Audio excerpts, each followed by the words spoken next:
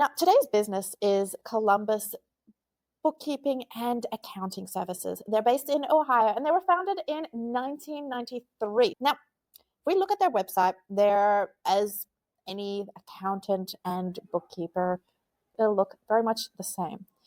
So, based on what we found on their website and in the reviews, she has also enabled my wife to retire from the general accounting of the business. She no longer worries about day-to-day financials of the business, and that's a big burden off her back.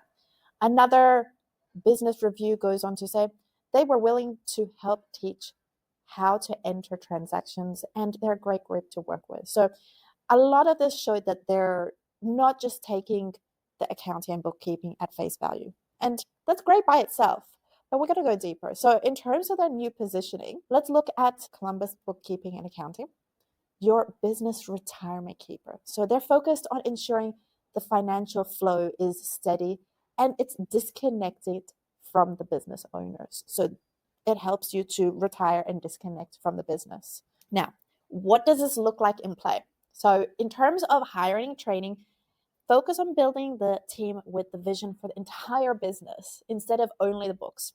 So that means you need to be pretty cutthroat in terms of the approach and the questioning.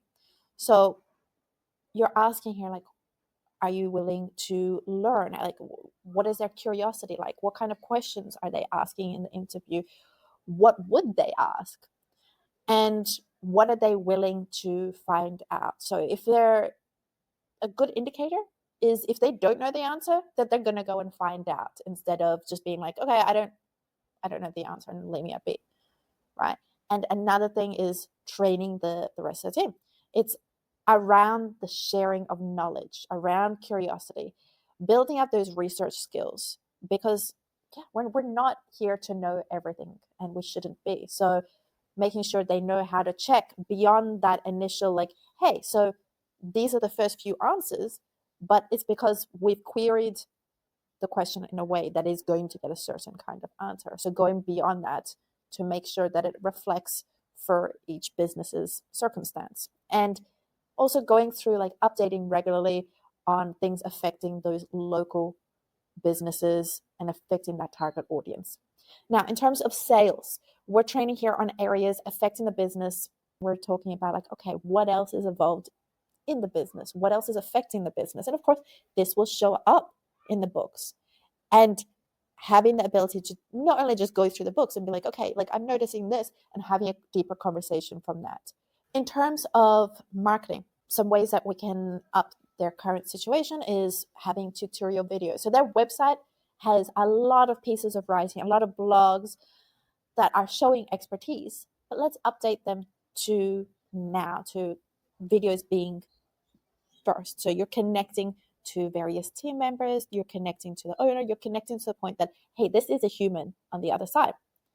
In terms of content pieces, look at like planning around the retirement. So we're looping back around to that positioning.